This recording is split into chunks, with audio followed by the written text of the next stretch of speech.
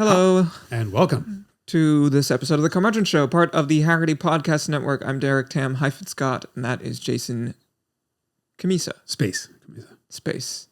Yeah, in between the space and the Cammisa, there's space bar. There's a parentheses, the discount Sandler. I don't think I look like him. Anyway, this week we're going to be talking about the M8 that you did not know existed, because BMW did in fact make an M8 production version of the E31, sold 1,510 worldwide, 225 in the US, available exclusively with a 6-speed manual. Bought one. Mm-hmm. Yeah, I bought the one that was in the video. Couldn't help myself. And so we're going to tell the story of the 850 CSI. And the other variants of the 8 Series. Yes, this is everything you ever wanted to know about the E31 chassis BMW 8 Series, which includes 850i, 850ci, 850 CSI, 840 CI. And probably some like 834 TDS or something. That they actually did make an 830 prototype, or a couple of them. Small the 3-liter V8? Mm-hmm. Yep.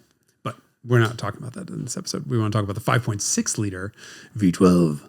And the 5.4 V12 and the 5.0 V12. Well, and the 4-liter. How many engines this car had? Because it also had a 4-liter V8 and a 4.4. That's a lot of 5 engines for a car they sold 3 of. I mean, the R129, always talking about R129s. But they sold 3 gazillion of those. Yeah, they did sell a lot of those. Yeah. Also a very pretty car. Don't forget that if you like this content, you might consider joining the Haggerty Drivers Club, which includes unlimited access to our valuation tools, unlimited flatbed towing for all of your classic cars that are available 24/7. Not the cars, the flatbed well, that towing. Could be as long as you're awake. Fair point. The cars, you don't have to be awake for your cars to be available. Exclusive discounts and VIP special events, and a subscription to our award-winning magazine. There is a link below. And Derek's going to clap and send us to the music. It was like a C+. Do it again. Nope. B-. B. I'm done. I'm going home. Okay, A+. Little bit of blood coming from Jake's ear.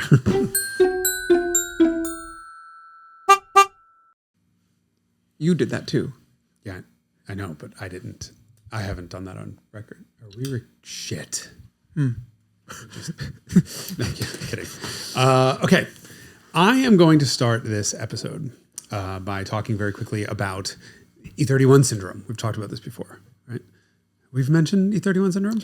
Oh, this is a generalized way of describing when there is a mismatch between how something looks and how it drives. Yeah. It's a term that Mike, my own, God damn, again with the dead Mike comments, Mike and I came up with years ago, cars that were heartbreakers, or cars that just had a total mismatch between how they look and how they drove. And E31, I think, is the car that was probably the worst offender. I can think of another. Tell me. Testarossa. Yes, same deal. Right? People think of these cars as sports cars, but they're actually like old man Luxo cruisers. I will say that the Testarossa, I think, is a more exciting car to drive than a standard 8 Series. Oh, yeah. But it's a fucking, $3 gazillion Ferrari with cheese graters on the side. Yeah. Okay. So Mike and I came up with the name E31 Syndrome years ago. When I was doing research for the episode on the E31, I came up with a quote that wound up in the episode. On the E31? Do tell. Okay, so last week there was an episode that got published on the BMW E31, which is the 8, otherwise known as the 850i typically. But there were 4 cars. There was the 850i, the 850ci, the 850 CSI, and then an 840 CI. We'll get into that shit later. But the first that came out was 1990. It was the 850i. This was a 5-liter, 300 horsepower, 296 horsepower V12. First post-war. 300 PS. 300 PS. First post-war. Pferdstücke. Is that what it stands for? PS? Pferdestärke. Stärke. Oh, it's stark is strong, and Stärke is the adjective of stark. So it's a strength. Pferd is horse. Pferdestärke is horse strengths. 300 PS. 300 PS. 300 PS. Sorry. First post-war V12, which is pretty wild to think that it's first V12 in over 50 years. From Germany. It should be noted. And what was the last one before the war? It was probably a Maybach Zeppelin. I did not do this research, so I'm Zeppelin. glad you've just fact-checked me. Thank God. You know, I get nervous saying this kind of stuff to you. Like, it's in the video, it's already published, it's already on YouTube. Shit, what did I fuck up? It was not Mercedes, and it certainly wasn't BMW. I think it was probably Maybach. Well, sure, yeah. But a British magazine called Motor Sport came up with a far more elegant way of saying E31 syndrome that was also a lot more cunty. And so I loved it, and I included in the episode. Here's the full quote. If ever, you have to do this sort of like, dignified posh way. If ever there was a car that combined the looks of an RAF Tornado with the performance of the QE3, it was an 850i, an embarrassment to all who sailed in her. Like, oh my God. Holy shit. I read that when I was doing research on this car. I was like, I just called it E31 syndrome. Like, holy, the Brits have such a great way of fucking so cutting salty. shit down. All the looks of a tornado with the performance of the QE3. And just to say an embarrassment to all who sailed in her. Yeah. The thing is, and I start that episode with a stupid lipstick gag about like, don't hate me because I'm beautiful. Like, it shouldn't be a crime to be beautiful. Because there was actually nothing wrong with the 850i. And I think it's very important for me to say this because owners of these cars are going to be very upset with that video. And I don't want them to be. First of all, none of this was my opinion. And I sort of do that on purpose, right? It doesn't matter what I think. I go back in period and I look at what people said in period and I look at sales numbers, right? And the car was a complete and total catastrophe. Sold out for 3 years upon its launch. But then until someone drove it. Until somebody drove it. And then production wound up 56 units a day. So the car came out at Frankfurt in 89. Debuted Frankfurt 89. Yeah, so there was a bit also, there's a little context there about economic turn that occurred at the same period. That having been said, R129s were still selling over MSRP in the same time period. So R129 debuted at Geneva, so a couple months earlier. Mm-hmm. And of course, obviously, we're both huge fans of the 129. That car also sold out. Mm-hmm. I don't know if it was for 3 full years of production, but it definitely also sold out. Well, the production numbers, I'm sure, were higher on that car. But I think one of the most telling things that sort of demonstrates the performance of that car in the marketplace was the fact that there was a barrel R129 500 SL that we sold that had been purchased. Let's see, it had 2 Y plates. That's late 1990. So this it is was a California license plate sequence thing for those of you who don't know what the fuck the car was about. sold secondhand with like 4,000 or 5,000 miles on it in late 1990. So it was a year old, and it sold for over MSRP despite being a used car. I know of one that was the first one delivered to Palm Beach County in Florida, sold for $100,000. Well, he was offered $100,000 over the sticker, which was 91. Mm-hmm. And he turned it down, right? Yeah. But think of the pent-up demand for that SL after 19 years of the R107. Right. So I was going to say that in 1990, there was a big economic sort of change in the high-end car market. And this is why the Diablo was such a sort of like disaster, because they redesigned the car twice or thrice, depending on how you look at it. And it went from like the hottest exotic car market of all time to arriving in a recession because it took them so damn long to get the thing out the door. That car debuted in January of 90. So that whole run from 90 to 94, EB110 was a failure because of everything did terrible. The supercar market really, and high-end cars generally really suffered. Porsche sold 3,800 cars in 1993 versus 31,000 in 1986 in North America. Yeah, it was really bad times. And of course, BMW blames it on that. But to your point, the R129 was still selling over sticker. I mean, those cars, they couldn't build them fast enough. Mm-hmm. I think the point of the video is that, and I included an R129 owned by GG, our friend who we shit on last week. You shit on. I think we both fairly defecated all over him. Great guy, great car. But and that was the impetus for that episode. The sort of travel is fatal to prejudices. But Mercedes had concentrated on the right stuff. The SL was exactly what customers wanted. If you start to look back at the history of the E31, you realize that the whole project was spearheaded by a research and development department, not a marketing department. Mm-hmm. And so Wolfgang Reitzle, who became chairman of BMW, or head of BMW. Let me just make a sidebar comment here to play devil's advocate. No, you can't blow holes in all my arguments already. Well, don't we often shit on people or cars when they are developed by the marketing department? Yes.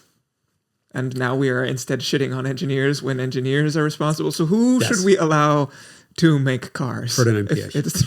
If it's not the marketing department and it's not the R&D department, who makes one good singular cars? a singular singular human visionary being. enthusiast. Yes, it's an enthusiast, right? I don't think that Reitzle was not an enthusiast, for example, and I think he did a lot of very good things for BMW. But you have to marry marketing with engineering, and having a technological. You use showpiece. the engineering to achieve marketing's ends, as opposed to have the engineering be the ends in and of themselves. You don't build a car that looks just like a Ferrari and make it drive like a fucking living room, even if the Ferrari drives like a living room right? also. Yeah, this is the same thing that happens in the world of airplanes also, right? It's designed by engineers. Mm-hmm. They don't have a sort of marketing department because you don't need to do that to sell airplanes. Or Unless you're marketing, you need. Unless you're Boeing, you really need a fucking PR department now. Well, that's PR, not marketing. But when you let engineers make decisions, then everything ends up with this sort of... it doesn't have a graphic user interface. You end up with workstations of early computers where you're like, you need an engineer to properly use this device. They have to be. Mercedes just got the recipe right. You had Bruno Sacco designing that car with this Italian sensibility of design, but with a German restraint. Mm-hmm. Like that was perfect. And then all of the engineering in the car worked to better the experience and wasn't there for the sake of being the experience. And so Reitzle said the whole project apparently was spearheaded by Reitzle, saying that was the R&D's department to sort of know when it was time to just abandon something and walk away. Mm-hmm. And I don't actually believe R&D should be doing that. I think that should be product planning or some other marketing, right? Mm-hmm. And so they wanted to replace the 6 Series, the E24 6 Series, with something wholly different, which I think was a mistake. And they probably realized at the time because 6 Series was selling really, really well. When you say wholly different, how do you characterize philosophically the difference between 6 Series and 8 Series? The 6 Series is a coupe based on a 5 Series. Mm-hmm. Period. The 8 Series would not be based on anything, but it would be its own thing that would be dramatically elevated above every one of BMW's products. So that's a bottom up, like how is the car made? But in terms of like sort of customer experience or the consumer's relationship with the product or the driving experience, how do you characterize the difference between the 6 and the 8? I think the 6 Series was very much a 5 Series, which meant, inadvertently, I don't think BMW ever planned this, a wonderful driver's car that happened to have sort of, shark nose, beautiful, good looks. I've never been a huge fan of the way that car looks, but people adore them. Mm-hmm. And I think what they wanted to do was now create this idea of a technological flagship that was there solely to trickle down and show what they were capable of doing. No one ever talked about let's get emotion in this car. I screwed up and didn't bring the magazine with me, but I'll put a scan insert in this. Automotorsport, the German magazine, has an ad for the CSI, which we'll get to in a second because the CSI is a very different car than the 850i. Has an ad. And it says in German. Oh, you put this in the episode. It's in the episode. That ad's in the episode, but the translation is in English. Yes and no. Hold on. Don't jump there yet. This is something that didn't make in the episode for time wise. But there's an ad. It's a side shot of the 850 CSI, and it says, "Look at this. Look at the car purely scientifically." Right, and then all of the ad copy below it is about. Look, the car looked gorgeous. The one thing that everyone agreed on was the thing was stunning. And it, like Car and Driver said, it drew more attention than Madonna would. I mean, like people just gathered around it. So obviously the Germans realized that, but they put this ad in and they're like, oh, no, look at this from a purely technological standpoint. As if to say, oops, we made a pretty car. But that's not doing what we're supposed to do. This is supposed to show off how nerdy we are. And it goes into like excruciating detail about engineering shit and lift coefficients and all this other crap. 6 pages earlier, there's an ad for a Ford Probe. It's also red and it's coming around a corner from memory in a dynamic photo. And it says, drives how it looks. And I just fucking died laughing while I was writing the script on this. I was like, this is okay, look at this from a purely technological standpoint. Look, this has I mean, the fucking press materials went on and on and on about the 7-link hood hinge, that it has a service position of 90%. Are you fucking kidding me? The thing looks like a Ferrari. It should drive like a Ferrari. Who gives a shit? Okay, maybe the mechanics care. The end user consumer who's shelling out $130,000 at that point didn't give a rat's ass about a hood hinge. And Ford is like, fuck yeah, it's fast. Look, it looks good. It goes good. End of story. They totally missed that. And that's the problem from having a R&D department spearhead an entire project. Yeah, I mean, they built the ad for a German consumer and not an American consumer. It didn't work in Germany either. Yeah.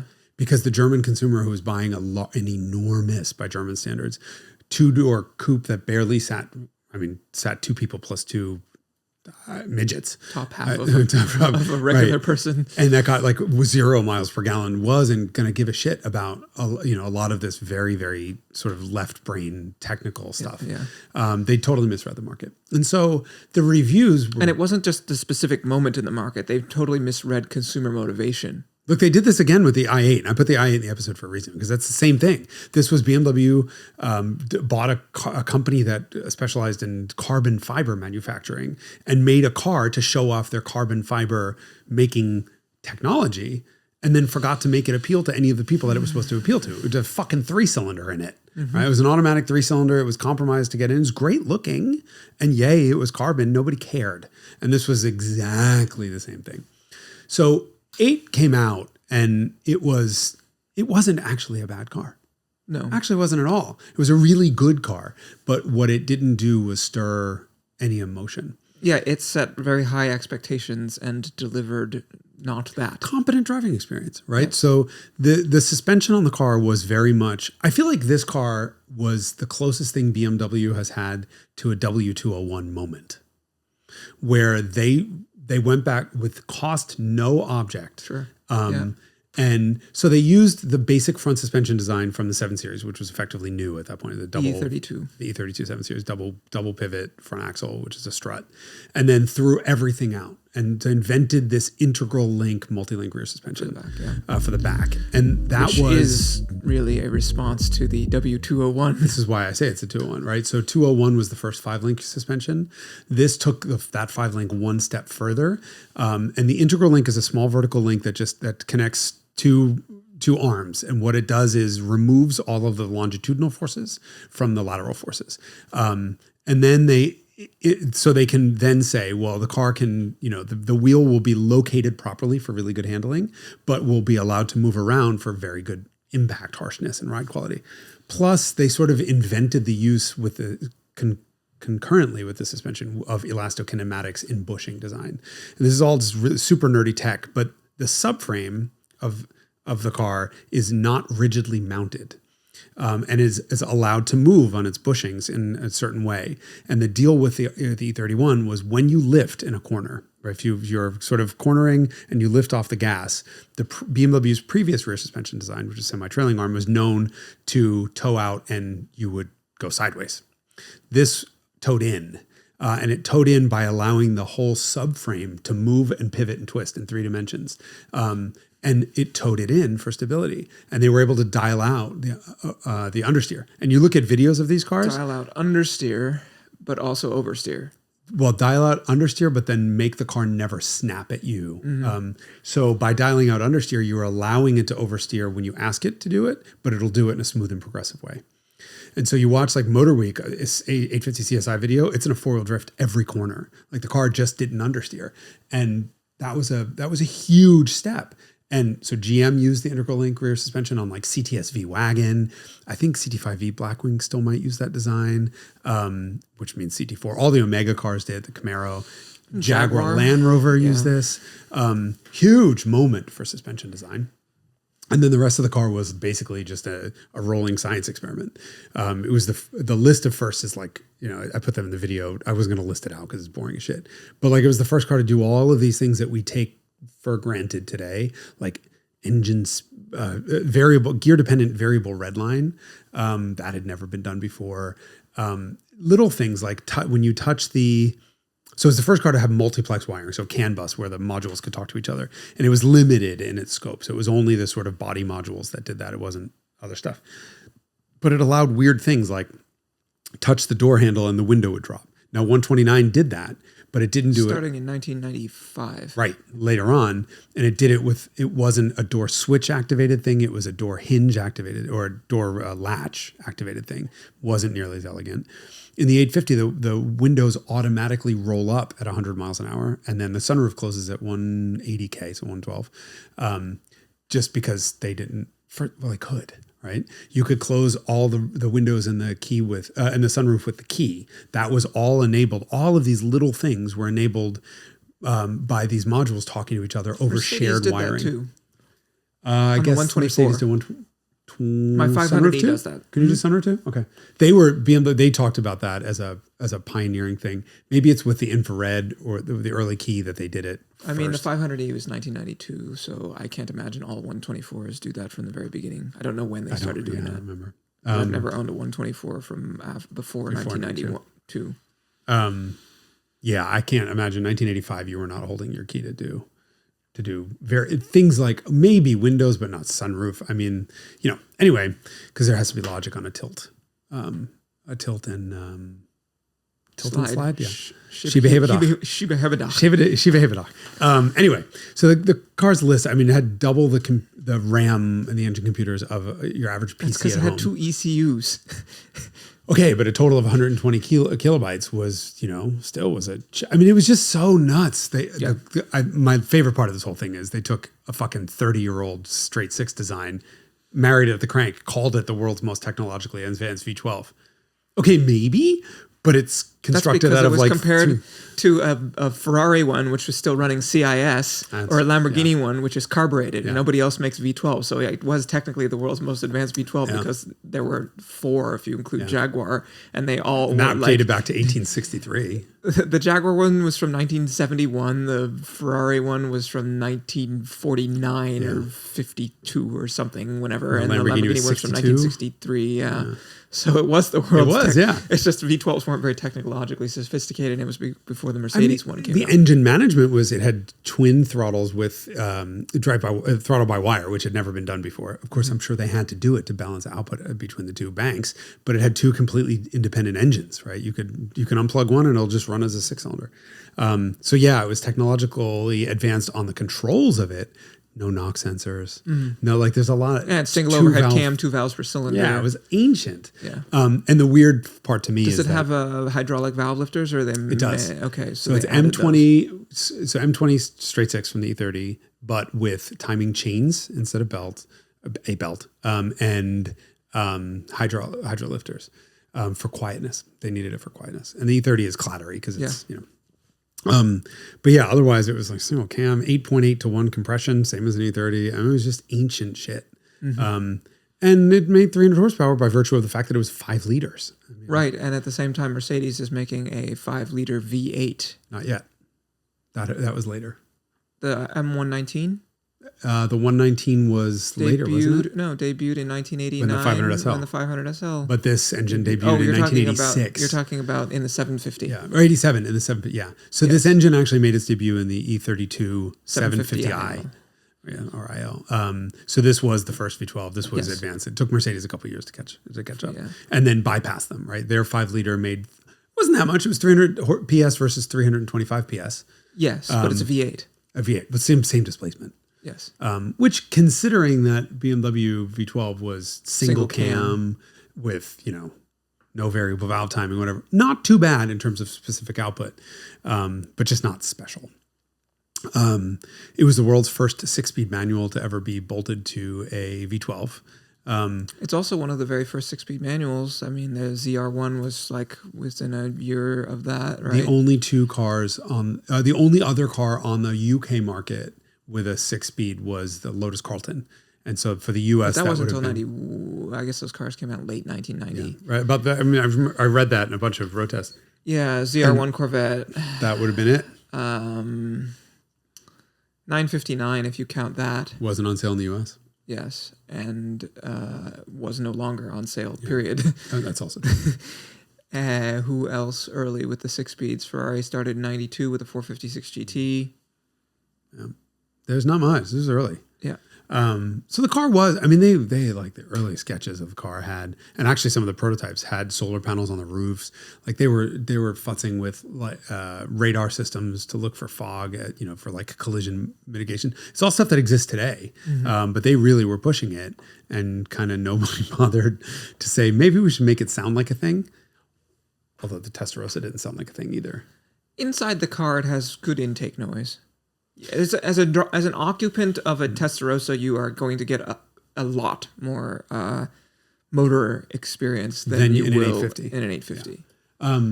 Yeah, the 850 to me, so it was perfectly fine to drive. Yes. My problem with the 850 was mostly the 4-speed automatic, which didn't ever bother me in a 750iL. And I don't know if that was a matter of expectations or it was a tuning thing, but I just learned recently that the US cars, especially, I don't know if this is true worldwide, the 850s and 750s would not give you more than 75% throttle until you were over 4,000 RPM, which was just stupid. And I remember driving even Euro 850i automatics where you are fighting, like genuinely fighting to keep up with traffic in a 5-liter V12, foot on the floor, and you just lift and smash your pedal down again and again, like fucking downshift, and it would never do it. So you'd be stuck at this like 2,000 RPM hell in 4th gear. It's like driving a 930. Yeah, well, it just made no noise. It went nowhere. It did nothing. It was just awful. And I think that really turned off all the reviewers. And even George Kacha, who wrote for Automobile in the US, Car in the UK, and then one of the Germans. He's sort of like one of the biggest guys. He's 6'8", but he's also one of the biggest in terms of importance of the German journalists. His headline in Car magazine was not the ultimate driving machine. Yeah. That's brutal. Yep. And so the car was just DOA. Like just dead on arrival. And yeah, that is the cardinal sin of setting people's expectations in one place and delivering something altogether different. Yeah. And less. Yeah. And cost a fortune and so there was a 6-speed manual 850i available. I drove one once and it was fine. It solved the problem of responsiveness. Of engine, not like you could get the engine to whatever rev range you wanted to, but it never really woke up, never made a sound at all. And then you're still left with... So this automatic was 7.2 or 3 to 60? 7.1 was the quickest I saw.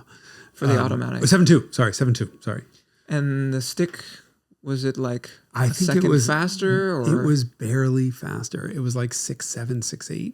There's something is going on here because when I looked at the road test numbers from around the world, and I do a car like this, I did for the CSI, I looked at US, UK, and Germany, and there's a lot of discrepancy between the Euro cars and the US cars, except for one road test, and things are kind of all over the place.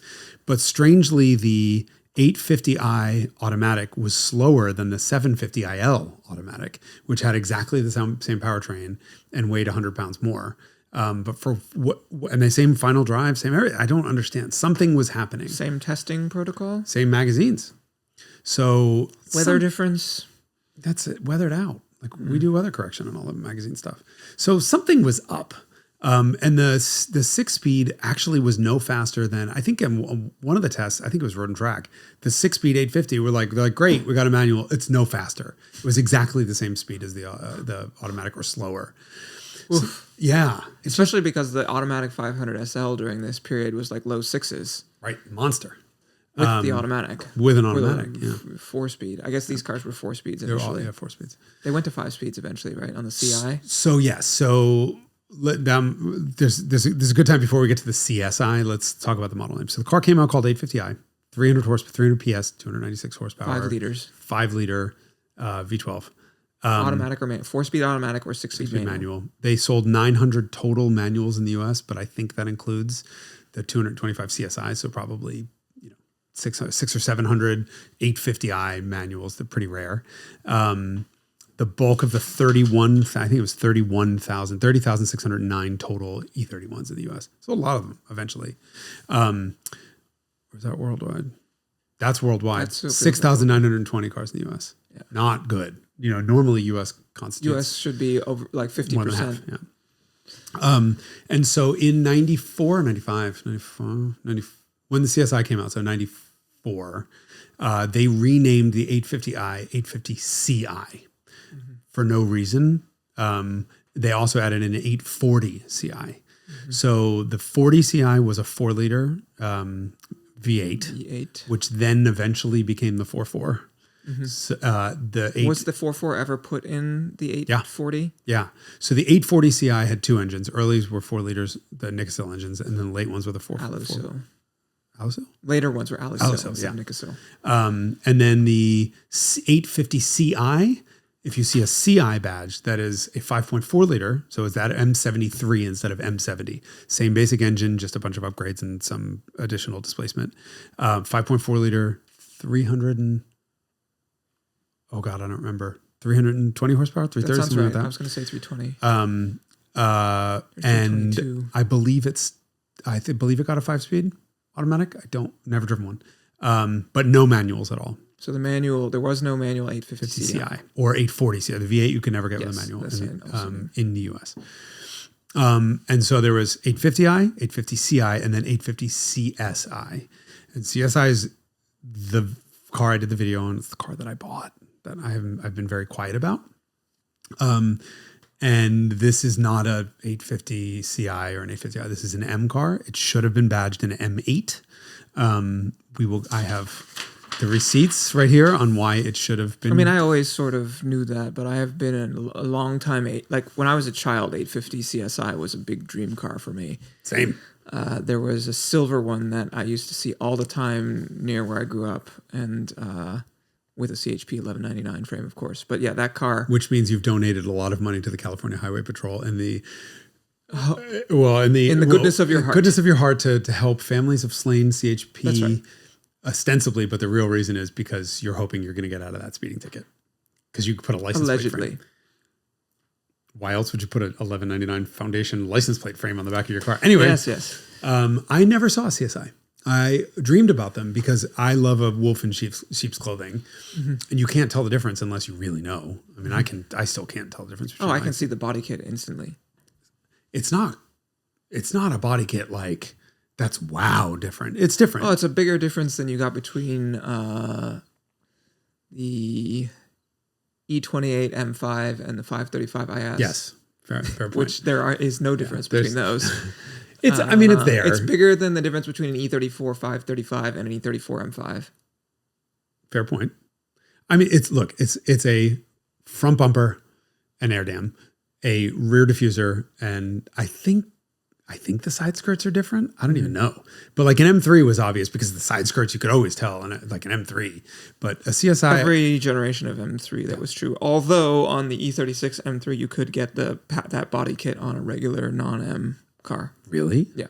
Oh, didn't know that. It has a different, instead of big rectangular hole, there's a thing in it. But otherwise, it's the same.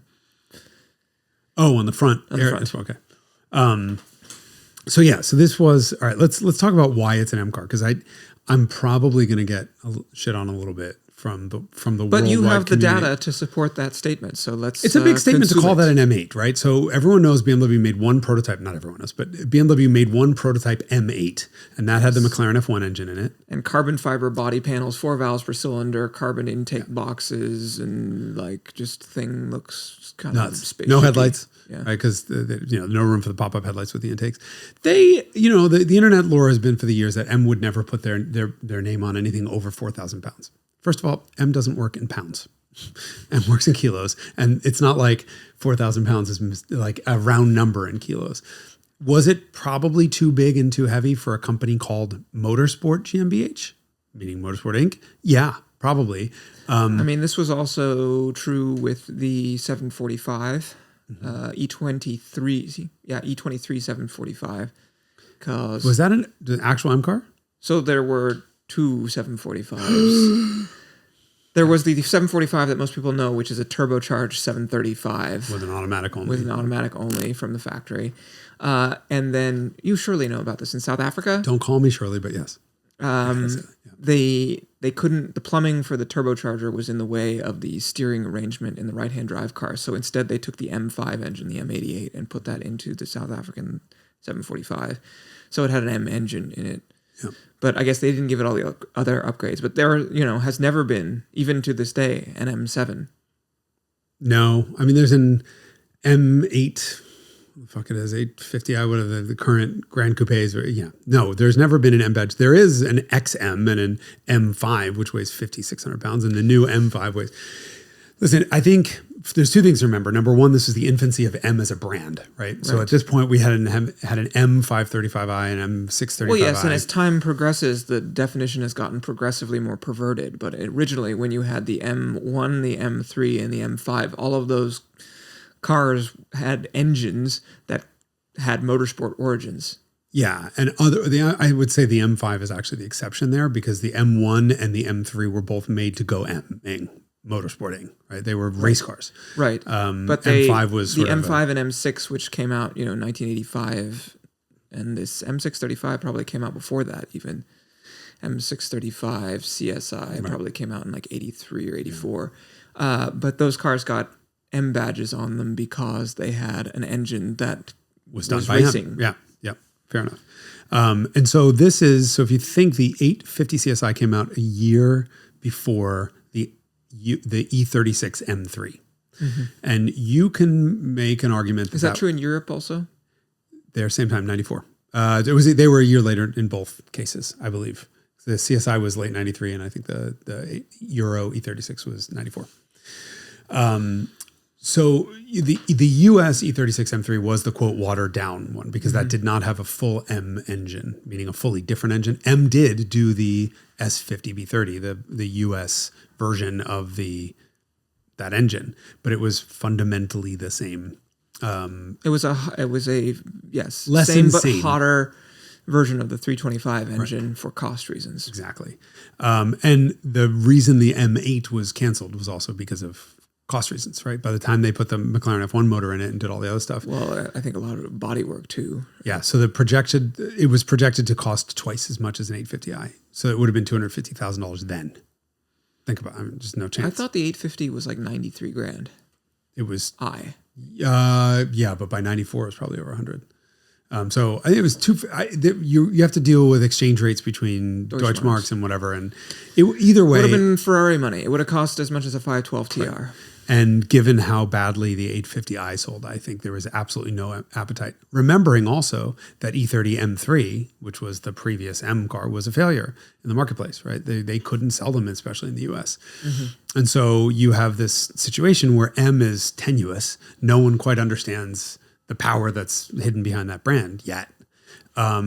And so instead of doing that M8, they sort of watered it down and said, all right, well, let's make a sportier version of this car to address consumers' concerns and also the magazine's concerns, but do it in such a way that makes it sellable in exactly the same way they did with E36 M3. They made the decision, and I said for the US, there was no way that Euro car was ever going to sell because I've talked to the people who were involved in the decision.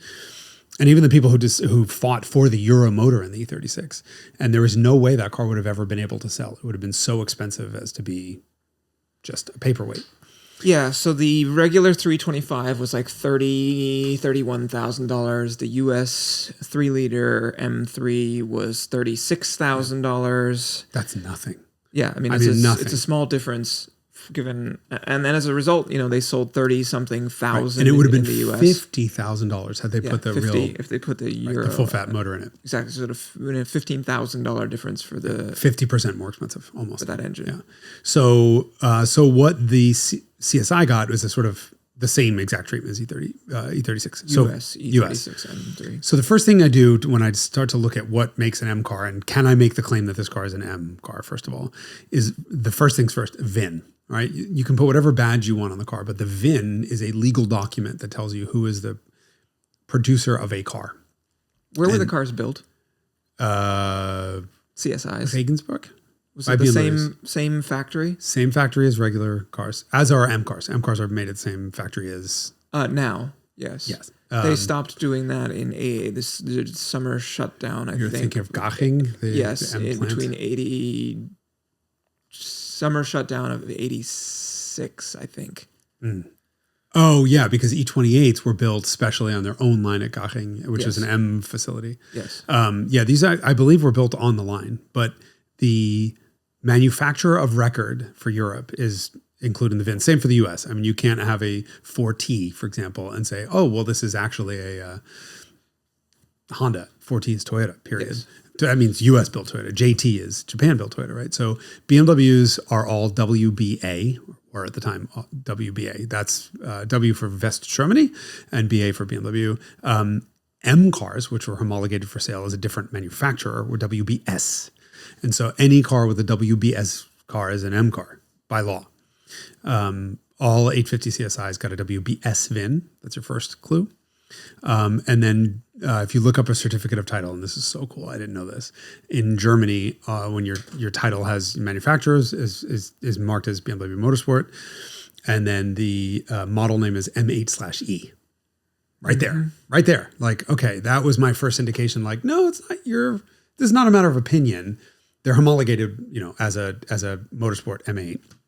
And then I went through and I made a handy little spreadsheet that I drew as a thing on the whiteboard of all the changes that were made to go from 850i to 850 CSI, and then compared that to E36 325i to M3. And it's astonishing. It's exactly the same recipe. Mm-hmm. So the first thing that happens is the engine gets a new code, right? So strangely, M engines have that same S indicator as the WBS, and that signifies Sport, I guess. I don't know. But M70 became S70, so it got its own engine code, the way that M50 and the 325i became S50. And they didn't just stroke it, they bored and stroked it in this case, and they gave it 588 cc of additional displacement, whereas like the M3 got 496 cc. So same basic recipe: bore it, stroke it, and give it some additional, like another half a liter. If you look at the power increase, it was 80 horsepower, 72 horsepower, or 80 PS for the 850, but 26% power increase in the 8 Series, 27% in the M3. Like, that's very clearly the same recipe. Torque, 21% gain in the 8 Series, 24% gain in the M3.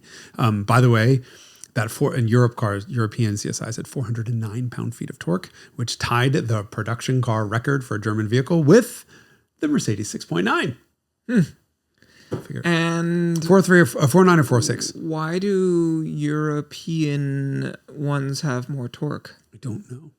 They were mechanically identical. The only difference would be software. So maybe they were tuned to run on, they're rated on 91 octane, and Europe doesn't do that. So it probably was a 91 versus 94, and they probably pulled ignition timing, would be my guess. Both cars got higher redline, 400 more revs out of the V12, 300 on more revs out of the 6-cylinder. So 6,400 RPM redline on the 850, still not high, but back up to where the E30 had been, the E30 325i. So that's all engine stuff. And then, part of the M recipe is obviously chassis stuff. So just to go really quickly, both cars got 25% lockup limited slip differential standard. You could not get it. The final drive ratio was unchanged on the M3 versus a 325i, and transmission and final drive were unchanged. But actually the CSI got a 10.6% shorter final drive. The reason I care about that is because when I started crunching numbers, and I think we touched on this in the previous episode, it's the shortest overall gearing of any V12 car, any modern V12 car, meaning post-war, that I could find. And it's by a huge margin. Have you ever looked in a car's trip computer and seen what its average speed is? Yeah, it's always like between 25 and 30 miles an hour. Always. Doesn't matter what your mix is. You're never going to see higher than that. So I always prioritize, like, what's this car like from 0 to 40 or 50 miles an hour, which is where every car lives, right? Most of the time. And so what I did was I looked at second gear overall ratios. At 6,000, no, this car, again, the CSI has a speed-dependent variable redline. It allows 6,400 RPM in first, 6,200 in second and third, 6,100 in fourth, and 6,000 in fifth. But the red line is actually 6,000. And so I looked at what is the maximum speed at all of these different cars at their red line in first and second gear. And like, for example, the CSI does 59 miles an hour in second at 6,000 RPM. The next closest car with a V12 ever made that I can find is the 7-speed Vantage, V12 Vantage S manual, which does 69 instead of 59. That's a massive increase. And more importantly, so it's 10 miles an hour faster. Same thing with first. Like the CSI does 35 in first, where that V12 Vantage does 45 in first. And so you have a huge difference that is far, far shorter gearing than even a 7-speed V12 Vantage. And the next shortest one that I could find with a 6-speed is DB9. And DB9 did 75 miles an hour in second, 46 in first, 75 versus 35 and 59. So we're talking about a car that's geared almost identically to an E30. With a 6-cylinder, right? And that just doesn't happen in the V12 world. Like everyone makes them super long for fuel economy. Well, also because those cars are usually capable of pretty high speeds, so you want to sort of spread the ratios out a little bit so that you have reasonable gearing to go 200 miles an hour or whatever. Yeah, and this was a bespoke 6-speed, never used on anything before or since. Really? Yep. And they chose very closely stacked short 1, 2, 3, and then progressively bigger drops 4, 5, 6. That's the right way to do. I agree. So the car like you just. My God, needing a gearbox in one of those must be just absolutely catastrophic. Let's hope that never is happens. the 850. What's the ratio like in the 850i, or is it this? 850i is longer. The same. The gearbox is the same, but the final drive was 10% longer, which is still pretty short. Yeah. But not anything like that. M did 8% quicker steering on the M3, but 14% quicker on. Might have been slower to start with. Could be, but it's 2.8 turns lock to lock. The M3, 36 M3 is 3.4 if memory serves. It's got really quick steering. European cars got rear wheel steering, which I find so crazy that they did 1.8 degrees of hydraulic turn on the rear wheels, which is wild on a car that has that elastic-kinematic toe-in anyway. So the car feels smaller. It loves to turn. Strange that they did that. And then, of course, shock springs and bars plus bushing. So the full complete suspension revised in terms of tuning. Dropped the car by 0.4 of an inch. Both cars gained exactly 4.7% weight. Like this recipe between the two cars is identical. It's wild. 4.7% weight. And that comes from huge wheels, huge brakes, yeah, and whatever else other performance, suspension, limited slip, beefier. I don't think the arms are the same, but yeah, it's just to get the spring rates up. I guess you could change the metallurgy. Yeah, which might make them heavier. So yeah, then it gets so M badging. No, CSI didn't get that, but they got red dashboard needles. Like it's just an M hallmark. And then the body kit, spoiler body kit. Like when you start to look at everything, wheels, brakes, tires, all the recipe is exactly the same. And it just made me think, like, would anyone have noticed that this car existed if it was called an M8? You mean you think more people would have noticed? No, right. The sort of, so again, I bought this car. The feedback that the first question really I get. Interesting that, because for me, the first time I ever encountered the 850 CSI, and I don't even know where it is, but it is an integral part of that car. My mental construction of that car is that it's an M8 without an M badge. Right. That has always been true to me. So it's very interesting to hear that the majority of people who interact with the car don't know that. First question is, oh, you got an 850. 850. Is it a stick? Or even better, oh my God, it's a stick. Yeah, it was only available with a stick. It wasn't available with an automatic, unlike the E36 M3.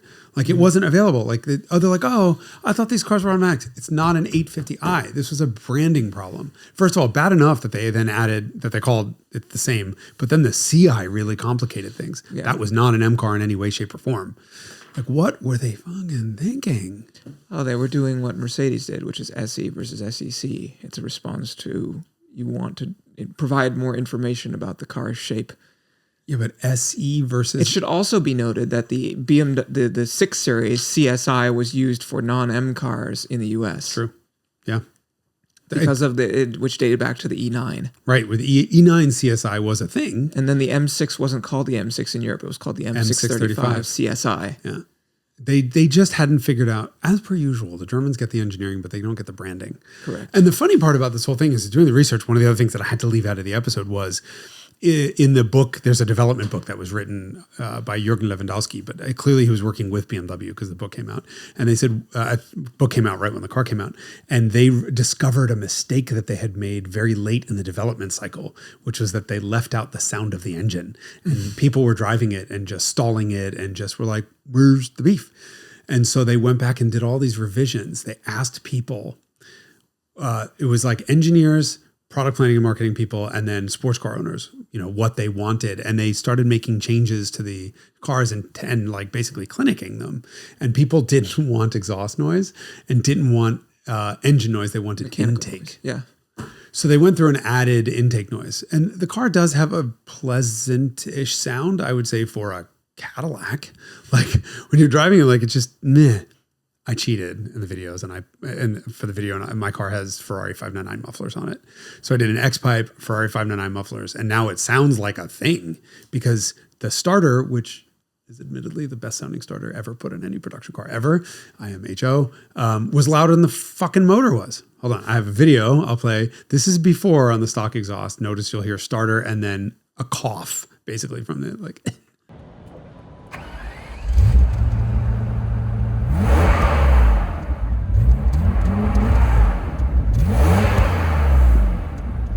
Okay, and now this is what startup sounds like when you put Ferrari 599 mufflers on it.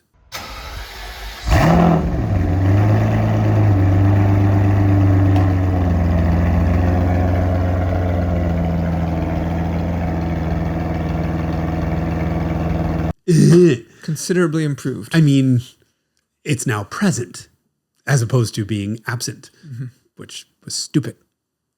So... Okay, you have now justified its existence as an M car. Yeah, I mean... Experientially? So I bought this one sight unseen, and sight undriven. I have never driven a CSI, but when I started doing research for this episode, and let me also say again, I probably shouldn't have used my own car, and this has happened a couple times in Revolutions. Why? I genuinely don't think there's a problem. I'm a journalist, and I shouldn't... There looks to be a self-serving nature to this. And on my old cars, the cars that I've had for 25 years and I'm never selling, it doesn't actually matter. You could make the argument that I'm trying. Somebody could come to the conclusion, not make an argument. They could come to the conclusion, they'd be incorrect, that I'm trying to manipulate market prices. Not the case at all. I started on this car. You know that I've talked about Mike. I've talked about the 850i that we bought together in Germany in 2004, that he left it for me and wrote my name on the title. He wrote for Jason, which was the hardest thing I've ever fucking had to deal with. I wanted that car. I've wanted an E31 and I couldn't take that car for a number of reasons. I was in the shower and it was actually a year ago this month that my other friend Weston died in his sleep at 33 years old, whatever. And I just had this moment where I'm like, this isn't a dress rehearsal. Like this could be fucking over tomorrow. And I want a V12. And David E. Davis, we talked about this, right? Every enthusiast owes it to himself to one day have a V12. And I was just like, maybe I should just buy one. So I was doing research for this and I was, reading everything on the 850i and I'm like, yep, no, it sucks. Yeah, you're right. It sucked. Yeah, it sucked. And then I started reading the CSI stuff and I was like, every review, and the crazy thing is it's not just every review, it's every review written by the same person. So Georg, started out by saying, this is not the ultimate driving machine. It's lacking in this, and this, and it needs work. And then he wrote the reviews of the CSI 4 years later and was like, where the fuck has this been the whole time? And he was just like, ebullient, if that's how the correct Ebullient. Ebullient. Yeah. That's bouillon. Is that something you put in your thing? Are we going back to French? Oh. He was just absolutely gushing over this car and like, it's fixed and it's the best. I think it was him or Automotive Sport said it was one of the best handling car this side of a 959 and like just all of the praise by the same people. And I'm like, this can't be a mistake. Like it can't just be like, oh, we got it a little bit wrong and now the car's like, okay, or maybe we just got used to whatever. The fucking praise was off the charts. And then when you have car and drivers, car post those fucking crazy numbers. 5.3 to 60 was nuts back in the day. But you look at the skid pad and the thing outgripped everything and it didn't understeer and had amazing brakes. And they're talking about the steering waking up. And, I'm a whore for short gears. Hold on. I'm a whore. period. And then I really also like short gears, quick steering, and and neutral behavior. And like everything I read on this car was like, it's fixed, it's fucking perfect, it's amazing, it's blah, blah, blah, blah. And I just thought, okay, maybe I'll buy one. And so I started talking to a seller on an auction platform whose car had not DNS. It didn't DNF'd. It RNM'd. It RNM'd. There's DNS. It did not sell. That was my Did not start. Did In not racing, did not DNS. start versus did not finish. Yeah. The car just didn't meet reserve. So I called him and I'm like, hey, listen, I don't know what your plans are for the car. It turns out he was a broker. He was a really sweet guy. And they're like, we're kind of fucked. We don't know what to do with the car. We don't even have a place to store it. And I'm like, okay, send it to me. I'll ship it up here. We'll leave it in the studio. I need about 2 months to finish research and schedule the filming. And I'll drive the car. We'll do the episode on it. If I love it the way that I think I'm going to love it, I'll buy it. So let's talk about your range of prices. And we were in the same general ballpark. So I thought, okay. And that wound up falling through. And it was about a week or two later, a friend of mine sent me a link to a car that was for sale. And I just fucking bought it. I'm like, you know what? I was just having a moment. Like how many friends have I lost in the last 10 years? Like, this is ridiculous. I want one. And so goodbye retirement. Hello V12.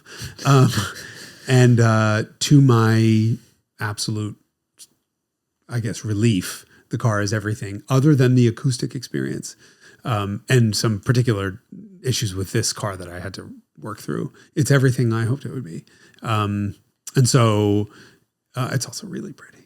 It is. Really very, very beautiful. So, and then I put you in it and I forced you to drive it.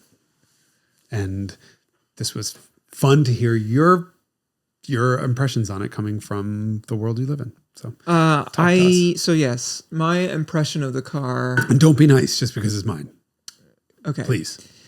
So it, motherfucker. Better. I prefer driving it to a Ferrari 550 for sure. Like by a wide margin. Like the 550 is a car that if someone said, here's this 550, I would be like, great. Do you have the title as well? Because I would like to sell it. And if you just hand me the car without a title, I can't sell it. So I strongly prefer driving the 850 to driving a Ferrari 550 Maranello. Well, 850 CSI. Yes, yeah. 850 CSI. Why? The 550 is just disappointing in every dynamic respect. It revs high, but it doesn't sound good. The chassis doesn't feel poised. It feels like a collection of parts rather than a coherent whole.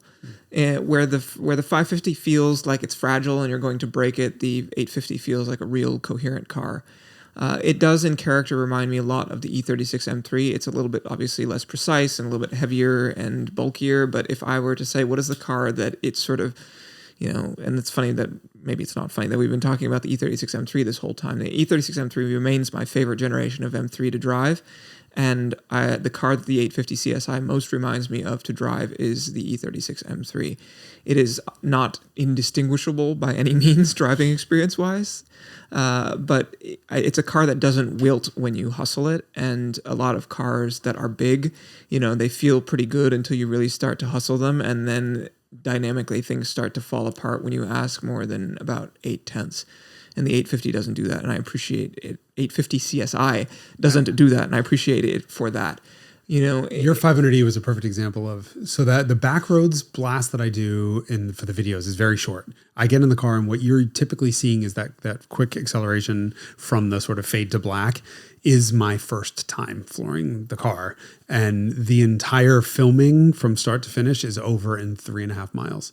And I'm probably averaging 30 miles an hour. So do the math. It's not, I don't even think it's 3.5 miles. I don't even think it's 3. I think it's 2.4.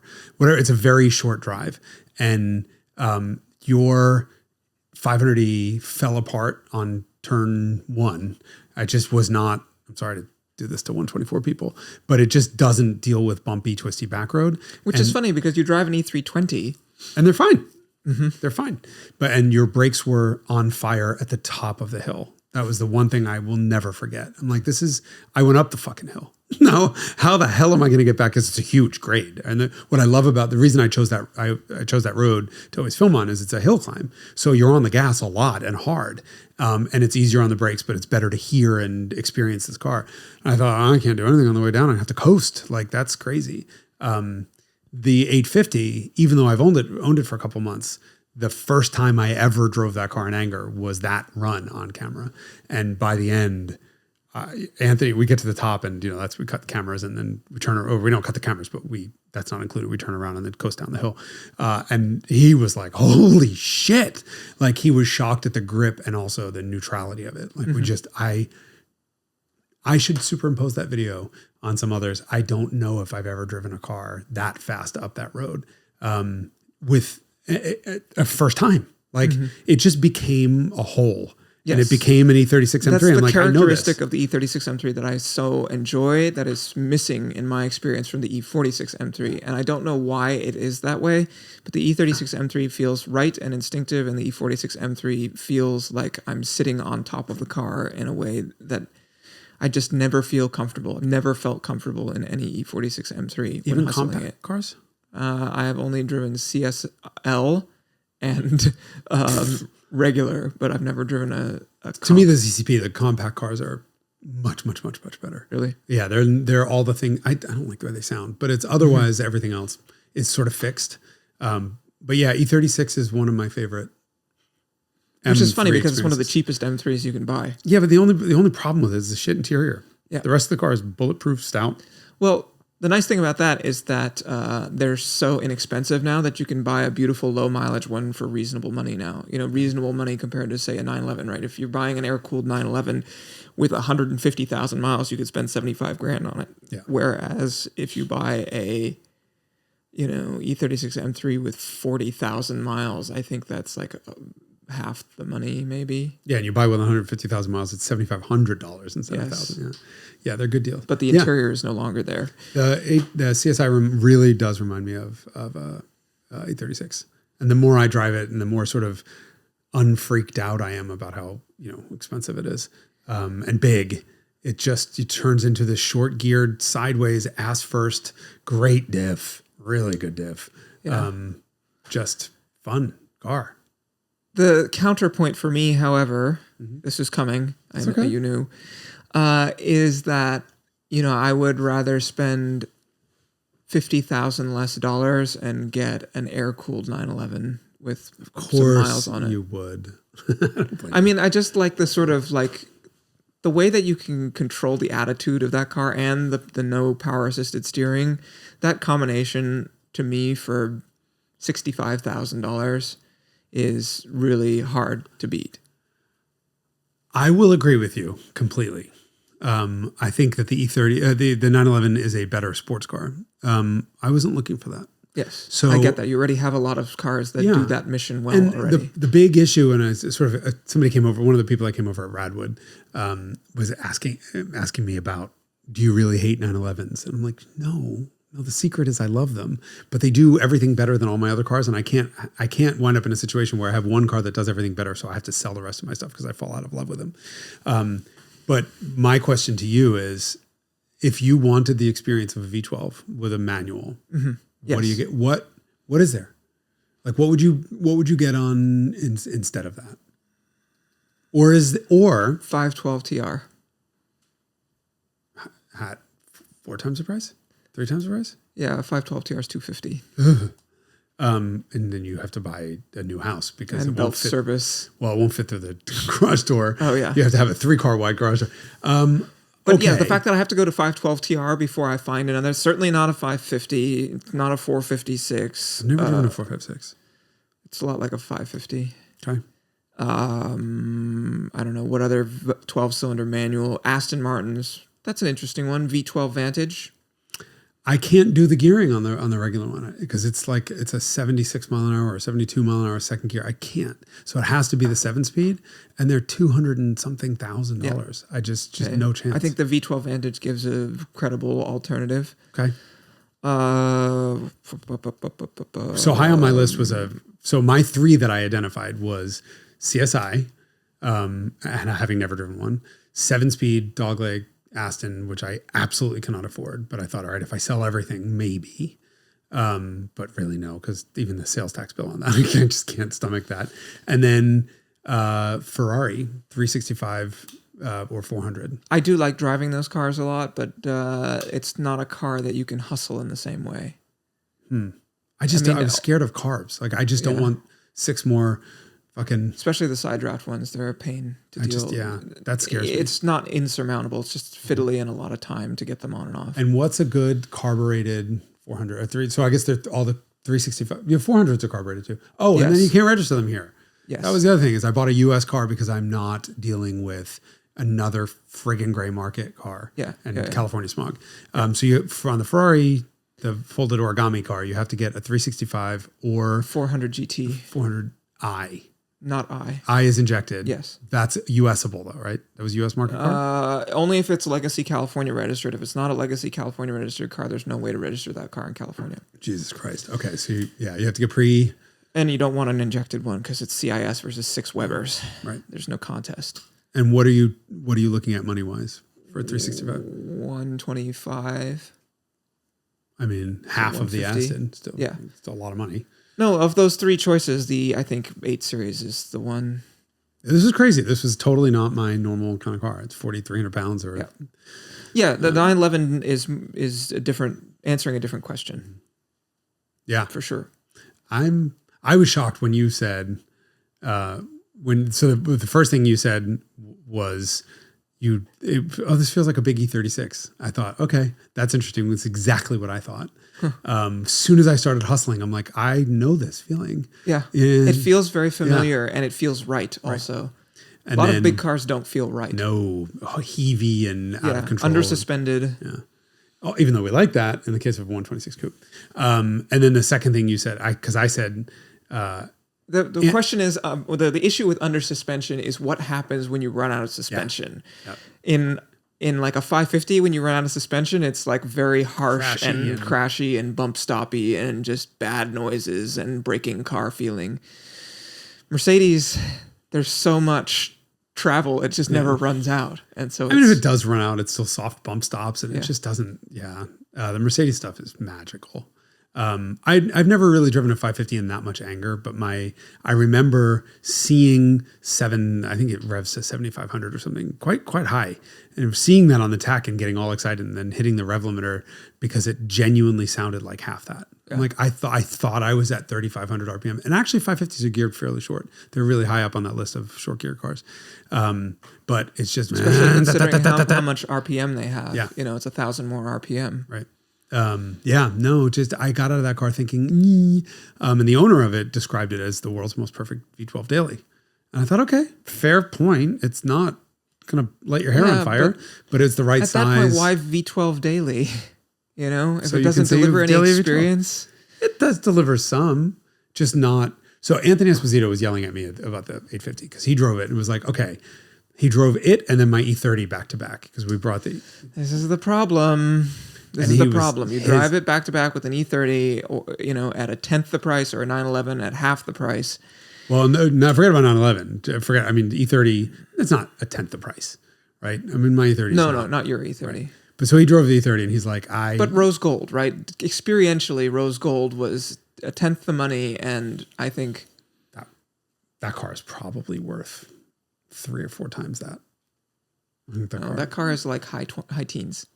Really? Rose gold? For an 89 sedan, yes, in beige. Sedan? Yes. I think that car is...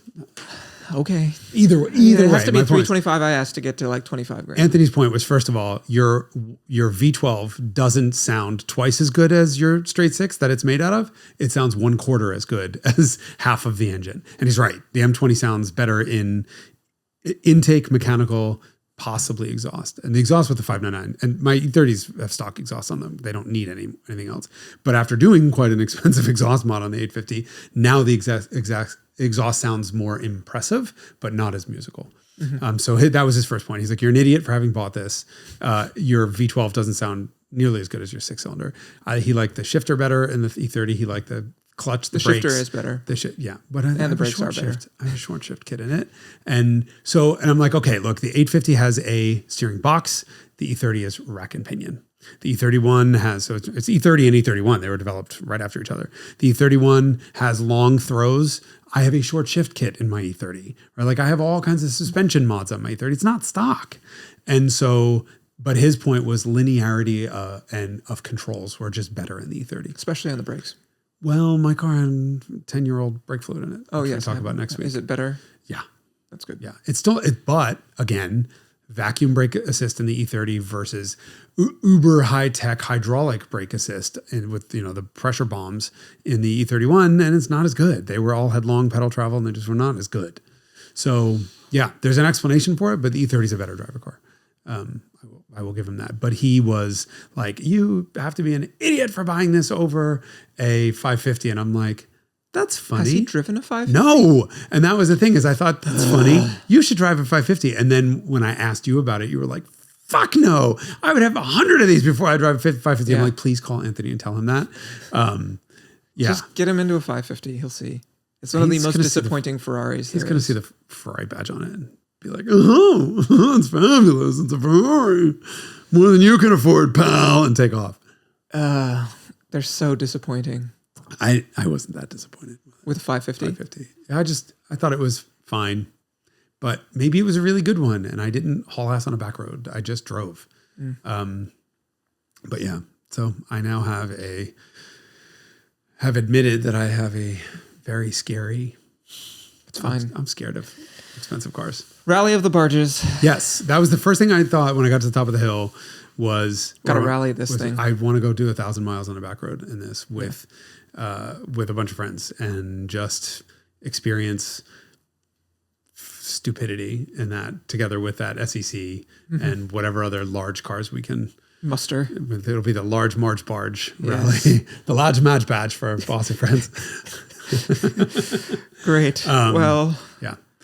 Now you know. CSI. Buy an E30 if you can't afford an 850 CSI. It sounds better. Yeah. It'll sound better. Yeah. 850 CSI, it's such a weird car. Yeah. No one knows it exists. It's crazy. Definitely one of those early 90s dream cars to me, together with the 512 TR, which is another car that actually stands up to the dreaminess. Yeah. But that's another one that people think is a Testarossa and they don't understand how different. Right. I did a Revelations on the Testarossa lineage and there are 3. Yes. Well, there's like 5, 6. What? Oh, Testarossas. 3 Testarossas. Yes. Okay. And 3 Boxers. Okay. Because the video was about the Testarossa and the Boxer. Yes. Okay. Fair. You scared me. I'm like, what did I miss? But the Testarossa started as a Testarossa in 85 with a mono Specchio. I was going to make a joke. Mono Mirio or something with a single mirror that started out as a Testarossa, became the 512 TR and then became the 512M, which is so ugly. I can't. Yeah. But the TR does drive great. I've never driven one. No, M. The TR was. There's a bigger gap between the Testarossa and the TR, but there's also a gap between the TR and the M is better to drive than the TR. The TR was such a, to use the term, revelation when I drove that for the first time. I'm like, because all the Testarossas are fine, and you don't realize it's a different body. Like it's a different car. Like the engine's in a different spot. Yeah, the weight distribution numbers are different for the TR. Dramatically different. The whole rear end is reshaped. It's a very different car from an experience level. But I've never driven a 512M. But people are like, oh, I got a Testarossa, and then you got the guy sitting over there in the 512 TR going, what's up? It's true. That's the CSI versus I thing. So interesting story, really fun to research. If you guys have an opportunity to drive a CSI, I highly recommend it because it's pretty wild. Just get an exhaust on it. I don't know what the fuck they were thinking. Or an E36 M3. If you want a V12.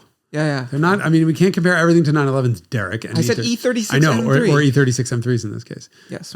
You can have as much experience in an E36 M3, but you can't look down on people as your interior falls apart and say, beat it, peasant, I'm in a 12-cylinder. My 12-cylinder solution is a 911 plus an E36 M3. You are a twat. And also right. Thank you for joining us. We'll see you next week, perhaps. Ta.